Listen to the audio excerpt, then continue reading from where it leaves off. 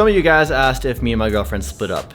Well, Natty's in the kitchen right now. Natty, did we break up? No. There you go.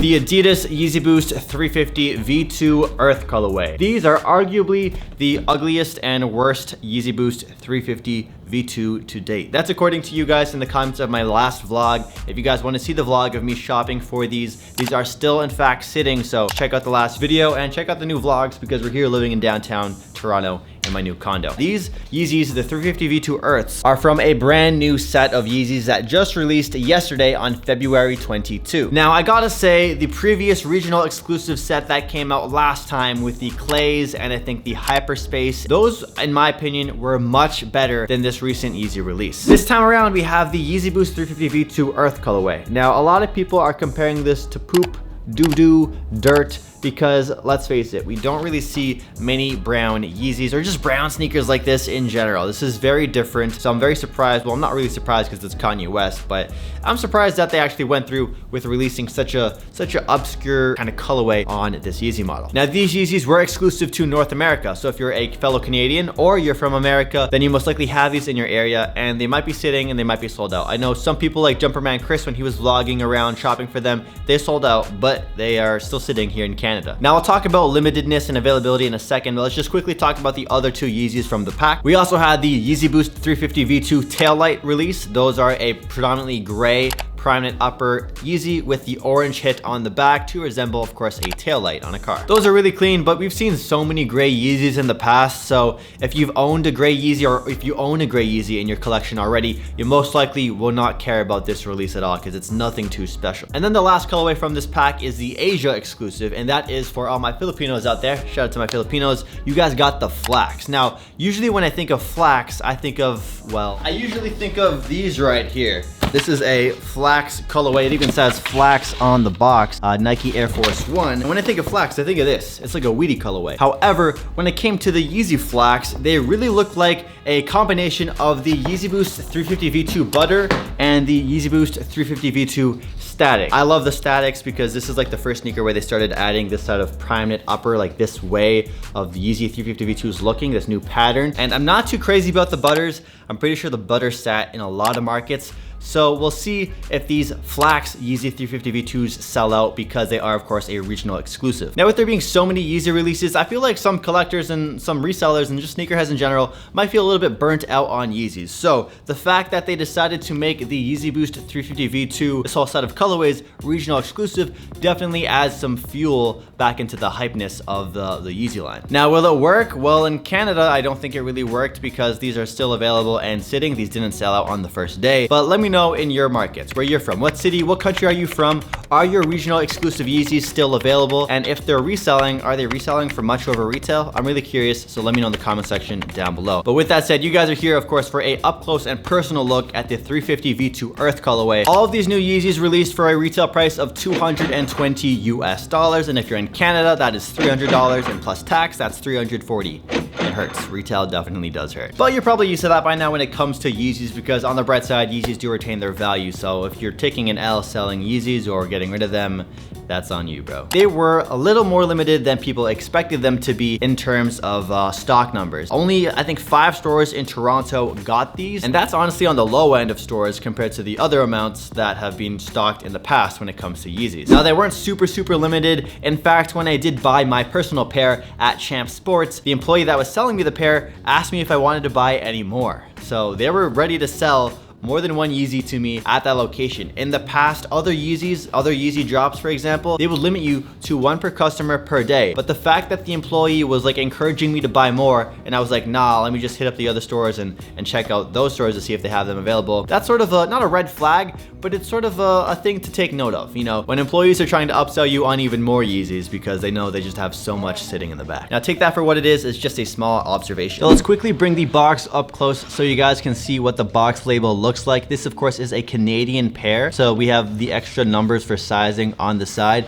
but this is pretty much like what the labels and the text and the font will look like. So if you are trying to legit check a pair, this is a good form of reference for your legit checking purposes. Here's the I believe the Champ Sports special tag. When it comes to the boxes for the Yeezys, it's pretty standard that the boost is pretty much centered and aligned perfectly. Same for the 350. So if your box is like text is not aligned and centered perfectly, it might be a fake. I've had some fakes in the past and the labels are just really off. With that said, let's take a look at the Yeezys. Now the color code for the Yeezy 350 V2 Earth is Earth, Earth, and Earth. So that's a lot of earth. Now I understand if you guys aren't a fan of this brown colorway, there's a lot of people who just really don't like it and call it the worst Yeezy 350 V2 ever. And I can totally see that. This is not a very appealing shoe for like the mass markets. I think something like the Tail Light is a much more appealing shoe for a broader audience. And even the Flax colorway, I think those are much more wearable than these. These shoes feature a full prime knit upper, and if you guys are used to prime knit on your Ultra Boost or Yeezys, you guys know it is quite a durable material, even though it's a knit material, and it just hugs your foot really well. It doesn't caress it like I want to say an EQT 9317 or an Ultra Boost. Prime knit on Yeezys are a bit sturdier and thicker. You also have small little textures inside woven into the prime knit as well. You can see like this little grid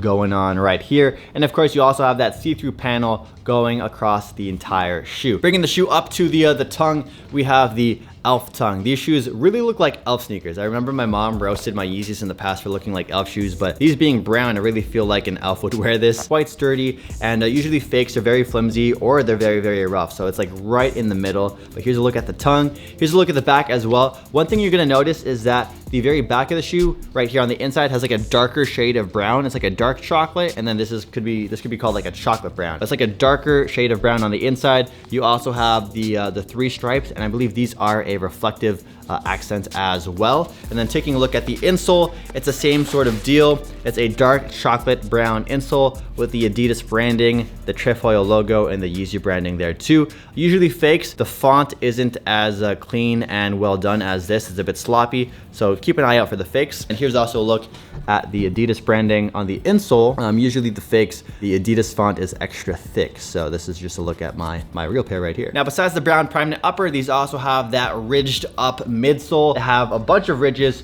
throughout the entire sneaker. If you just look around the entire shoe, you just can't not find a part without the ridges. One thing you're gonna notice is that on the back heel part right here, other Yeezys, they'll often be like a different shade of whatever color is the main midsole. So this right here is a darker shade of brown compared to the rest of the midsole, similar to how the inside here is a bit darker than the prime knit on the outside. We also have the tag right here on the back as well. It is it's not very flimsy. It's like a very good firmness. Usually the fakes are very stiff. I'm actually surprised that they decided to put the pull tab on it. I think it would have looked fine without it.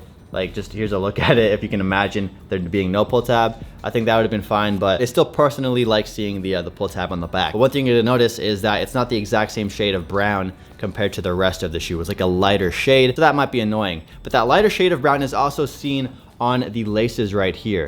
The laces have a lighter shade of brown, no extra laces included for this release. You could possibly swap in some dark brown laces, but I think these laces are fine in my opinion. Now here's a look at the outsole. The outsole, you're gonna notice one colorful pop, and that is the yellow. This yellow right here is just so unexpected, and they did sort of a sloppy job when it comes to the paint job right here. You can see some of the yellow like bled onto the rest of the outsole. So you might see some not factory defects, but some quality control issues right there. But it's yellow right here. I don't know why, but they just chose yellow. Here's a look at the boost, very nice and plush. And then here's a look at the rest of the outsole. Again, if you are trying to legit check your pairs, this would be a pretty good video to compare to.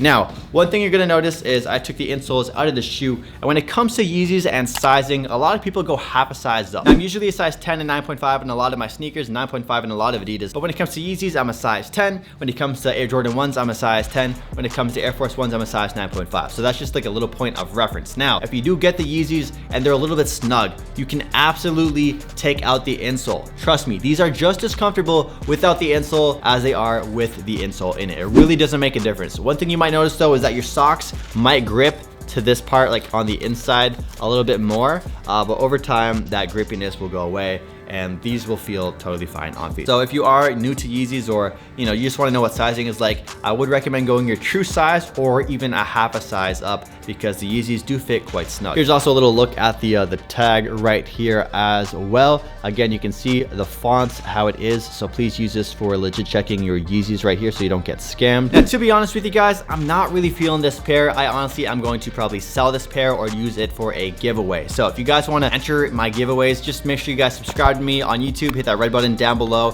hit that notification bell as well so you don't miss a video. You can follow me on Instagram and Facebook and Twitter. It's at SneakerTalkCA on everything, and even on Twitch at SneakerTalkCA on everything, and I'll have giveaway posts very soon. But if you guys want to get a giveaway going for the Yeezy Boost 350 V2 Earth, check out the previous vlog, and if that video hits 2,000 likes within 2 weeks, we will give away the size 9.5 or 10 pair. And I'll probably sell or give away the other in a couple of months, because if you are looking to resell these, I think this is a shoe where the value will go up over a few months from now, but I don't expect these to go for much over retail within these next couple of months. So maybe in the fall would be a good time to sell these, but I'm not your insider sneaker trader, information broker kind of guy. I just like collecting sneakers, and I flip the occasional pair every now and then to fund this addiction. Anyways, hopefully you guys enjoyed this video. If you did, hit that like button down below. Again, daily videos on the channel here from downtown Toronto in my brand new condo tour coming very soon. I'm really excited, and if you guys haven't seen the other two vlogs that I uploaded this week, check them out, and I'll catch you guys in the next video. Peace.